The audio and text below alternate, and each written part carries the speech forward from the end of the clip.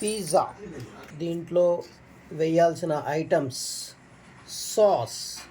First of all పిజ్జాని బాగా వేడి చేసుకునేసి సాస్ వేసుకొని, ఆ తర్వాత రెడ్ చిల్లీ సాస్ నెక్స్ట్ వేసుకొని, మన ఇంట్లోనే హోమ్ మేడ్ పిజ్జాగా చేసుకోవచ్చు. ఇలా ఆ బ్రెడ్ ముక్క మీద మొత్తం ఇలా క్లియర్గా. తర్వాత ఈ బ్రిటానియా చీజ్ అనేది ఇలా వేసుకుంటాం అన్నమాట.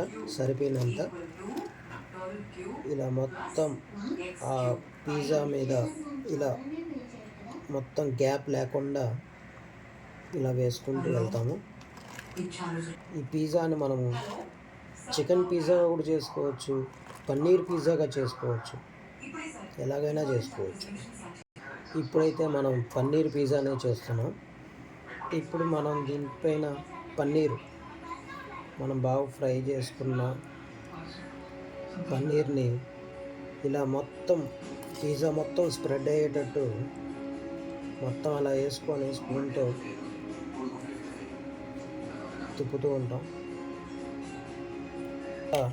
కట్ చేసుకున్న ఈ ఆనియన్స్ని మనము ఇలా చిన్న చిన్న ముక్కలు చేసుకున్న ఈ ఆనియన్స్ని మనము మొత్తం పిజ్జా మొత్తం స్ప్రెడ్ అయ్యేటట్టు గ్యాప్ లేకుండా పెట్టుకుంటాం. ఇందులో క్యాప్సికమ్ అలాంటివి కూడా వేసుకోవచ్చు. ఇప్పుడు ప్రజెంట్ అయితే క్యాప్సికమ్ అనేది మా దగ్గర లేదు. అన్ఎక్స్పెక్టెడ్గా పిజ్జా చేయాలనుకున్నాము. ఇప్పుడు మనము ఇది పెప్పర్ అనేది దీనిపైన చల్లుకుంటాము. పొడి చేసిన పెప్పర్ ఇది. దాని తర్వాత ఎండి మిరపకాయలు పొడి చేసుకునేది అలా దీని మీద చల్లుకుంటాము. Chilli flakes. దీన్ని చిల్లీ ఫ్లెక్స్. కొంచెం పిజ్జాని స్పైసీగా తీసుకొని వచ్చేదానికి ఈ పొడి అనేది మనం వేసుకుంటాం.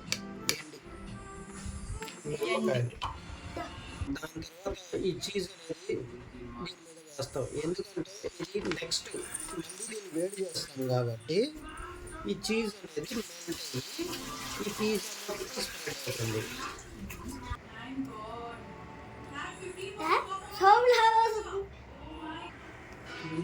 ఇది మన మార్కెట్లో కూడా దొరుకుతుంది. డిజర్ట్ మోర్సెలా అండ్ చందర్ చీజ్ అంట. ఇది చిన్న చిన్న పీసులుగా వస్తుంది. ఇది కంపెనీ వైజ్ కూడా దొరుకుతుంది. తర్వాత ఇంకొక చీజు ఇలా దీన్ని రబ్ చేసి దీని పొడి అనేది దీనిపైన వేయాలి. ఇలా మనం స్టవ్ మీద అయితే పెట్టేసాము, స్టవ్ వెలిగించాము. ఇప్పుడు ఇది వేడయిన తర్వాత ఇది మొత్తం మెల్ట్ అయ్యి ఆ చీజ్ మొత్తం కవర్ అవుతుంది. ఇప్పుడు దీనిపైన మనము మూత అనేది పెట్టేస్తాము. కొంచెం హీట్ ఎక్కి అది రెడీ అవ్వడానికి ఒక 10 minutes. మధ్య మధ్యలో మనం ఇలా చూసుకోవచ్చు.